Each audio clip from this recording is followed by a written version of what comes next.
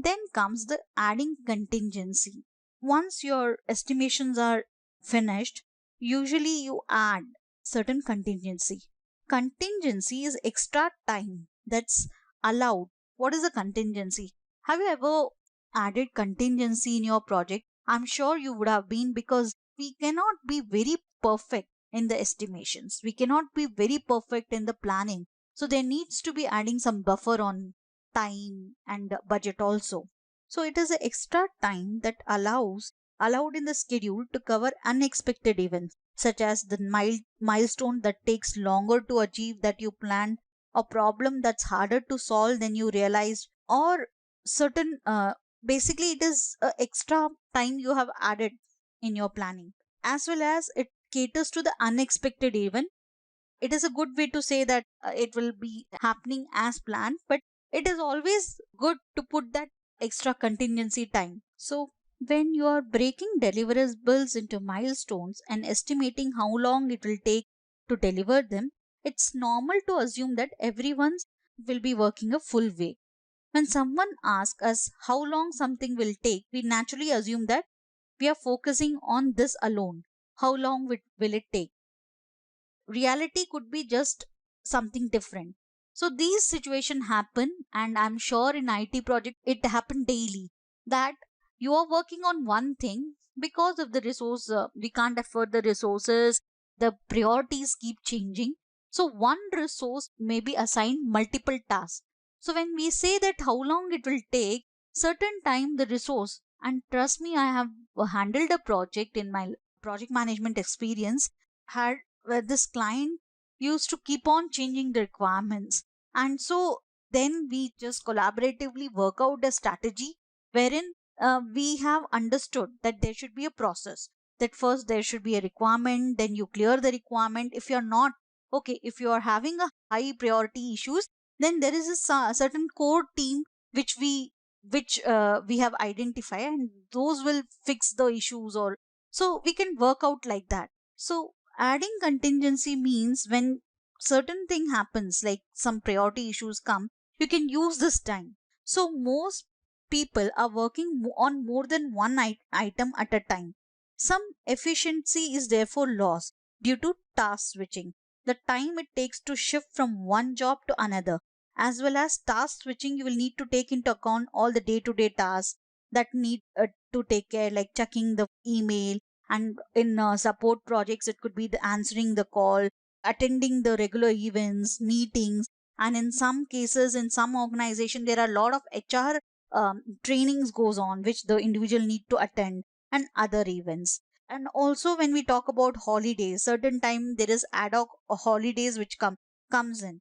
So the traditional method has always been to estimate tasks, factor in dependency, and identifier where you have inherent contingency. Inherent contingency arises when you have one task that relies on another, and unavoidable time in between the two.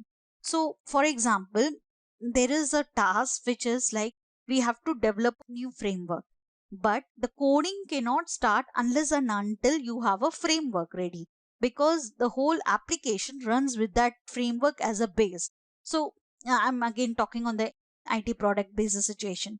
So this is an inherent contingency. I can't ask my team to work on coding or transactional screen unless and until my new framework is developed. So this is a high dependency. So at that time, the project managers can use those time to mentor team on the new technology, ask them to work on the documents, study the existing application, and gain the functional knowledge. So if task A is estimated to start on day 10 and to last for 3 days, but task B cannot start until day 16. In effect, you can take 6 days to complete task A before it will start to affect the project. In addition to these cases of inherent contingency, you will also deliberately add some contingency to risky tasks. What are the risky tasks?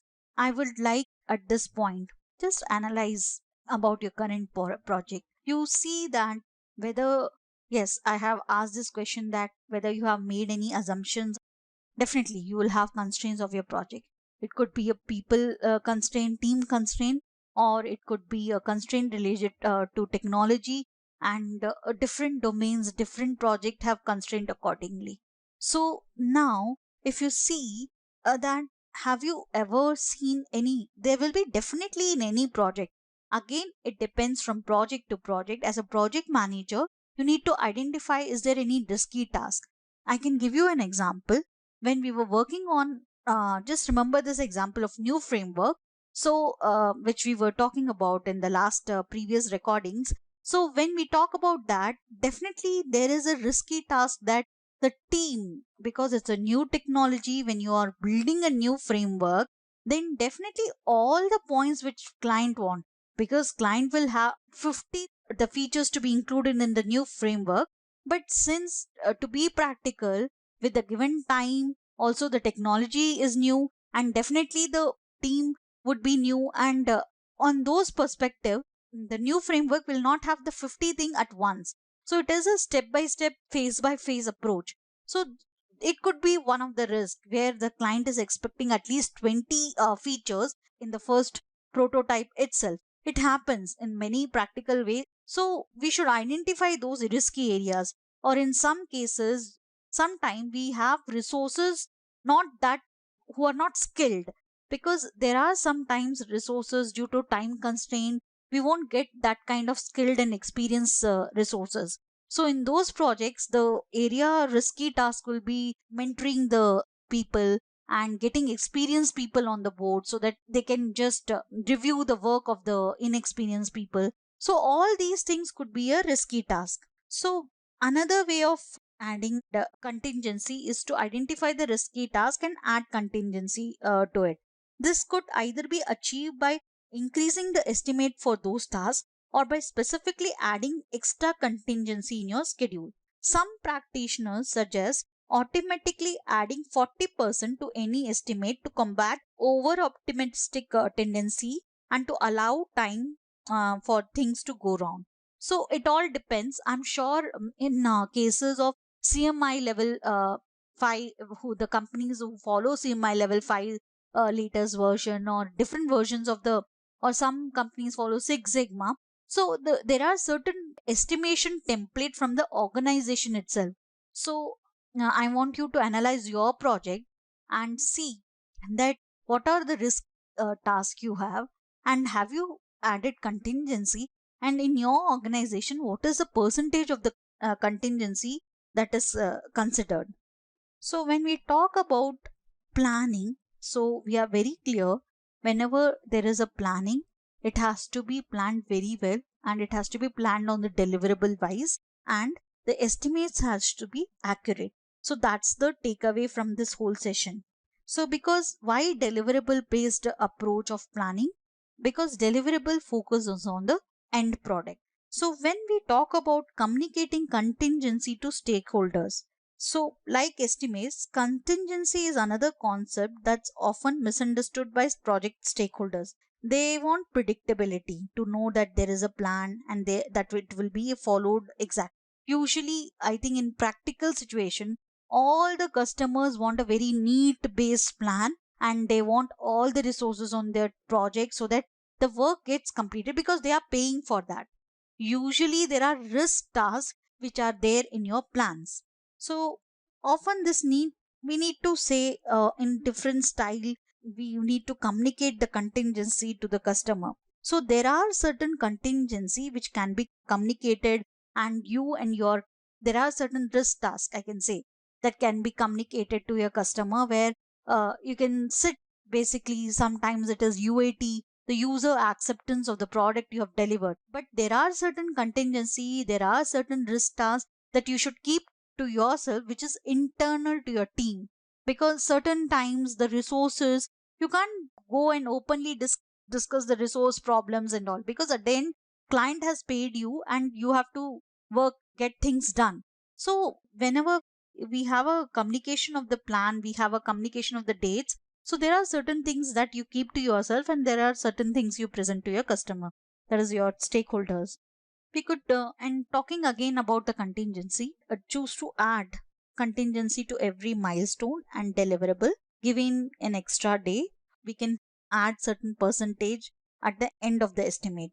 So I want you to analyze that how you have done it for your project. So in certain cases, the kind of contingency gets used up on almost every project is when people tend to deliver a piece of work when it's due, allowing the work to expand to fill the available time rather than trying to meet the original deadline and preserve the contingency. So at the end, yes, we are allocating contingency and all, but when it comes to tracking, there are certain red alert projects where certain times the resources are not available.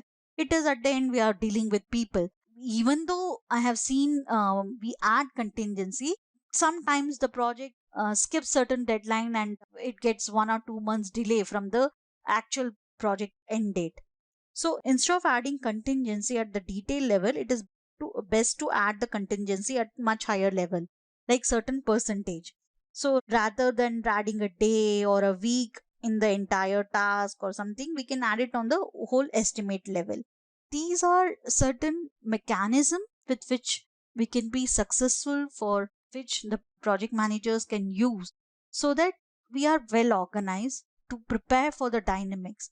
But again, this is all about planning. There are other factors which are getting involved, like communication, and then we are dealing with the people. So there are people issues which project manager handles. So we have talked about the whole estimating time and how we can break down the deliverables. The next session will be on the risk part, which is very very important for today's world because of the dynamics is involved, and there is high risk when you talk about team members. Today you have a team, tomorrow you have the 2 3 people can leave at once your organization, you don't know. So risk are something which is need to be planned very well. The prioritization of risk keeps on changing, so as a project manager it is very important to update the risk sheet.